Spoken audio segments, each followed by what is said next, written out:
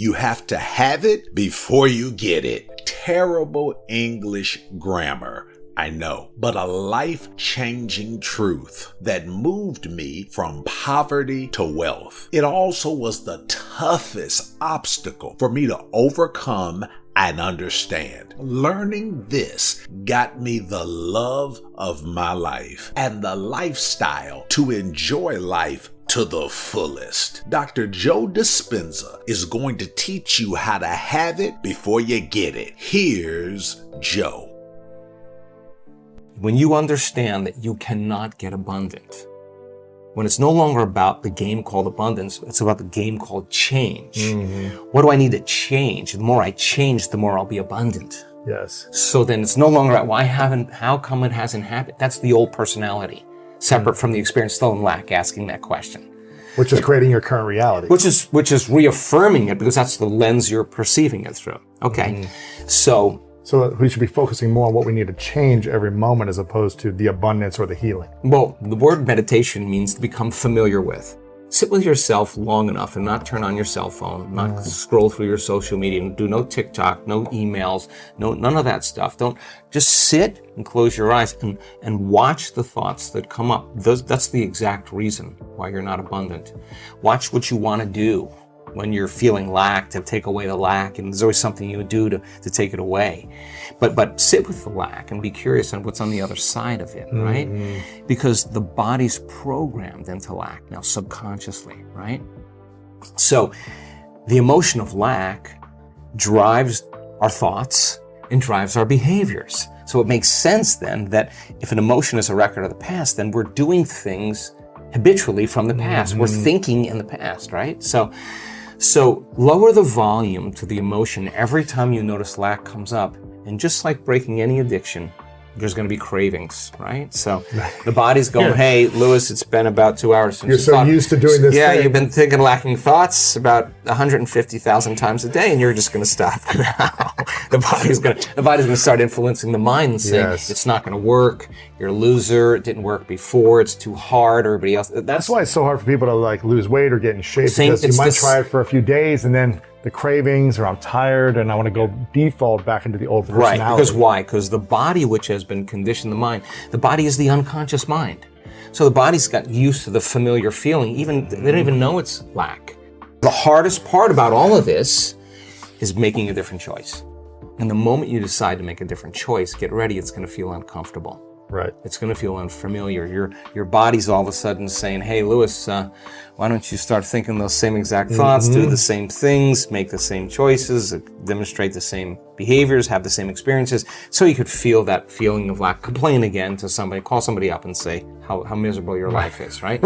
And that's the known, right? So the body is always influencing the mind to return back to the familiar territory. To the default. The default, okay. I had a guy come to our event. I love this guy. He healed himself. He tried to take his life 3 times. When he told me that when he came to our work, he didn't have $2 to rub together. He's worth hundreds of millions of dollars now. And he just keeps giving it away. Wow. His lesson wasn't the wealth, it was who he became. So it's the overcoming process that is the becoming process. Right? Who did he become in that journey? Exactly. He had to get beyond all of those thoughts of his past, all the mistakes he made, all the things he did wrong, all the money he owed there, all of that. That was like, he just had to no longer be that person any longer. But he did say, how would a wealthy person live? And when he created his wealth, what do you think the first thing he did? Started giving? Giving it away. Why? Because an abundant person doesn't have any lack. And he knows how to create more of it. And he's in the experiment. Well, what would happen if I keep giving it away? He keeps getting more. That's a good experiment to have, because he is actually living in that abundant state. He also had tremendous healings taking place, because when you heal your heart, you heal your mind. I mean, it's just the way it is. We saw it so many times, right? So he healed his heart. He got an upgrade. He got an upgrade, right? Yeah. So then the next fundamental question is, how would an abundant person think? Write it down, dude, and fire and wire those thoughts in your brain and install the hardware.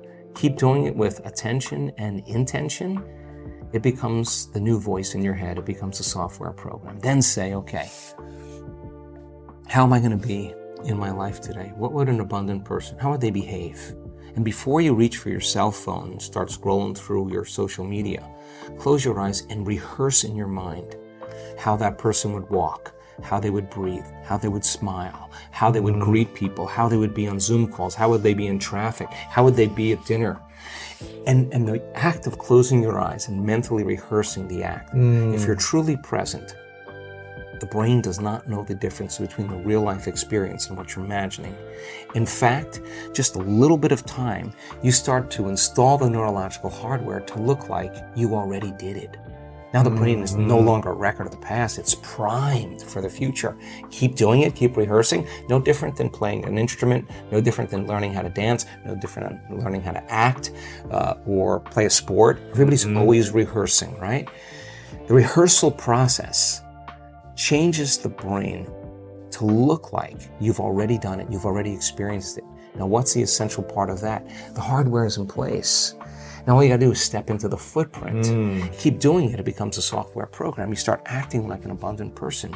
Everything changes. Your energy changes, your mood changes, the way you walk, the way you breathe, your posture changes. You're out of the known, right? Yes. You gotta condition the body now emotionally into the future. You can't open your eyes in the morning until you are feeling worthy to receive. And if you can't feel worthy to receive, then if not now, when? If it takes you 2 hours to get there, ask me if it's worth 30 years of running, trying to get what you need matter to matter. Okay, so then the person who wrestles with their lack, they're out of the bleachers and they're on the playing field. Yeah. Now, here's what we learned. Let's go back to beliefs now. So remember, belief is just a thought you keep thinking over and over again. A belief is something that you keep thinking enough times that you hardwired in your brain and it becomes an automatic program. And we have beliefs about all kinds of things, money, relationships, God, whatever it is. It's all based on what we've been told or our past experiences, right? The boundaries of those beliefs are our emotions, right? So let's just say you got betrayed or somebody abused you or your father told you that money was bad and there's never enough of it or whatever. That's a story, okay? But somehow it left an impression on you. Remember that event very clearly, and that's kind of rooted in who you are, right? Okay, so that emotion then is the boundary of our belief, okay? So how you think and how you feel creates your state of being. If you take a thought and a feeling, a thought and a feeling, a thought and a feeling, a thought and a feeling, that's called an attitude. A series of good thoughts with a series of good feelings, you say, I have a good attitude today. You have a series of negative thoughts that are connected to a series of negative feelings. You say, I have a bad attitude today. So attitudes are just shortened states of being. Good attitude in the morning, bad attitude in the afternoon. If you take an attitude, and you keep those up, and you string attitudes together, you create what's called a belief. And a belief is just an extended state of being. So if you keep thinking the same thought, you keep hardwiring it in the brain, you keep feeling the same feeling, you keep conditioning in your body, the redundancy of that cycle over and over again conditions the body to subconsciously become the mind of that belief. And all beliefs are subconscious states of being. Take a belief, and you string them together, you form what's called a perception. And perceptions are just such extended states of being that we're unconscious. And so then we edit out reality. In fact, most people don't see things the way they are. They see things the way they are, right? And people are always filling in reality unconsciously based on their memory. They could be married to a person for 40 years and they don't see the person, they see the memory of the person, right? And there's research to prove this, okay? So how do we change a belief or perception about ourselves for our lives, okay? We've studied this. Okay, let's just say that lack is ingrained in there. You got the story, you lived on the streets, you lost everything, you got betrayed, your business partner took everything, took your wife, you got the story in the half, okay? Okay, you gotta start telling a new story of the future, right? You gotta believe in that future more than you have to believe in the past. So how do you do that? You only believe in the past when you feel the emotions of the past. The only time you're gonna believe in the future is when you feel the emotions of the future, right? Okay, so in order for us to change a belief or perception about ourselves and our lives, we have to make a decision with such firm intention that the amplitude of that decision carries a level of energy that's greater than the hardwired programs in your brain and the emotional conditioning in your body. And your body literally has to respond to your mind. That the choice that you're making to change in that moment becomes a moment in time that you never forget. And here's the key. Physically. The stronger the emotion you feel when you make that choice, the more you'll remember the decision. Okay, so then how do we down-regulate that old belief? If the trauma created an emotional quotient of 6 or 7, then your decision to change your beliefs got to be a 9. Right. And you got to come out of your resting state, and that moment has to define you. You could say, I know exactly where I was, the time of day it was, who I was with, when I made my mind up to change, right? Because you created a long-term memory. Long-term memories are created from strong emotion, yes. right? But if the amplitude of that emotion is greater than the betrayal, boom, the body starts responding to the mind, and you're actually giving your body a taste of the future emotionally. So you brand your... What's possible. No, your body's actually getting the taste of that future event. It's experiencing the future now. Exactly. Big explosion in the quantum field. Big explosion. So the side effect of that is if you combine that clear intention with that elevated emotion, you're basically remembering your future, and it looks no different than remembering your past. Think neurologically within the circuits of that memory and feel within the emotions of that new belief, and watch your life begin to change, because nothing changes in our life that we change. And when we change our energy, we change our life. So now the experiment all of a sudden is no longer based on it being hard or trying or wishing or wanting or hoping. That's what we do when we're in lack or separation. It's about change. So then when we finally realize, in order for us to become abundant, we have to overcome the old personality. And that's 95% of who we are, right? Yes. So then the side effect of the beginning of this process is a lot of discomfort. It is a lot of discomfort because you're stepping outside the known into the unknown, and now you can't predict. It's scary. No, you'd rather hold on to your lack. The pain, the suffering. Rather tell the story of that. At least it makes you feel something that's familiar. When you step outside and you're saying, I'm not going to complain about money any longer. I'm not going to complain about I don't have any. I'm not going to judge other people who do. I'm not going to say I can. I'm not worthy. It's never going to work. All those things got to go. I'm not going to feel lack. I'm not going to feel unworthy. I'm not going to feel separation. I'm not going to feel resentment. These are the things that are keeping my reality the same. Now it's no longer about abundance, about who you become. So the overcoming process becomes the becoming process. And so many people come to this work. They want abundance. They want healing. They want a new relationship. They want a new career. They want the mystical, but really they want wholeness. And they want healing. They want peace. They want wholeness. Because they feel unwhole. Well, when you're in lack or you're in separation, you're not whole. Imagine feeling so much wholeness that's impossible to want. That's what we're working on with people.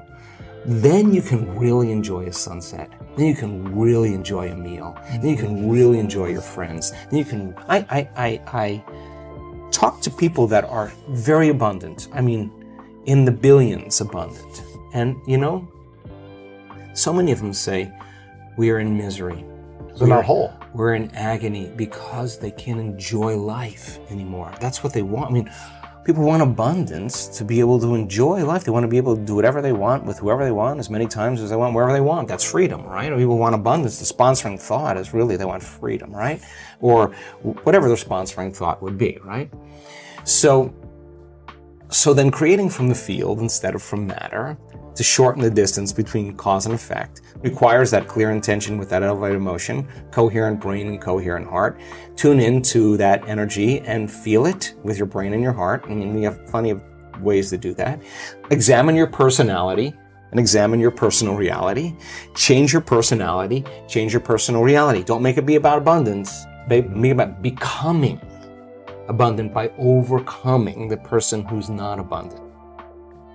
Action steps. Number 1, practice mindfulness and meditation. Spend time alone with your thoughts. disconnected from distractions like social media or other forms of entertainment. Observe the thoughts that emerge, especially those related to lack or scarcity. Start to understand your patterns and triggers. This helps in recognizing your current reality and identifying what needs to change. Number 2, envision abundance. Instead of focusing on lack or what you don't have, start visualizing abundance. Ask yourself, how would an abundant person live? Rehearse in your mind how an abundant person would behave. Think, interact with others. By practicing this regularly, you can begin to install new thoughts and behaviors that align with abundance. Number 3, break free from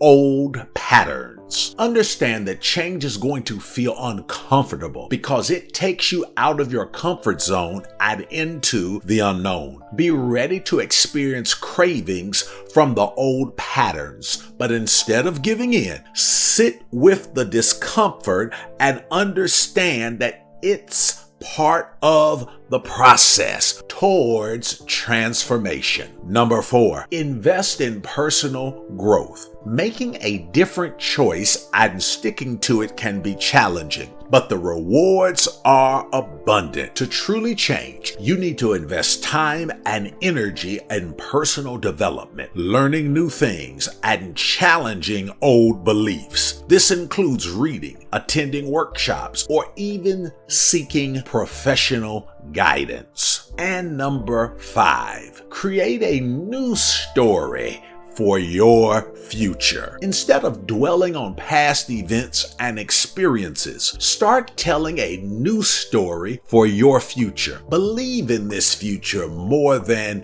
your past. Reinforce this new belief with positive emotions and make a firm decision to change, creating a strong emotional response that surpasses anything from past traumas. This will help in creating a long-term memory, changing your perception and ultimately your reality. Now, it's time for you to put this into practice. Make this happen on the inside so you can see the results on the outside.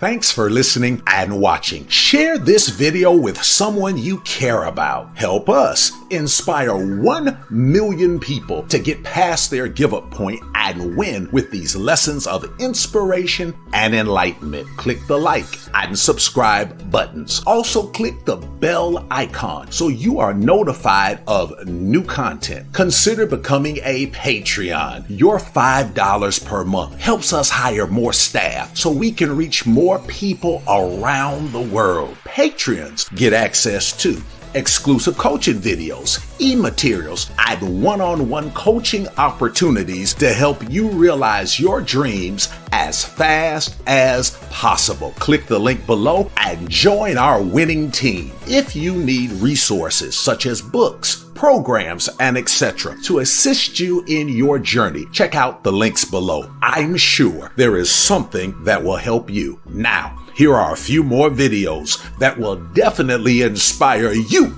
to win.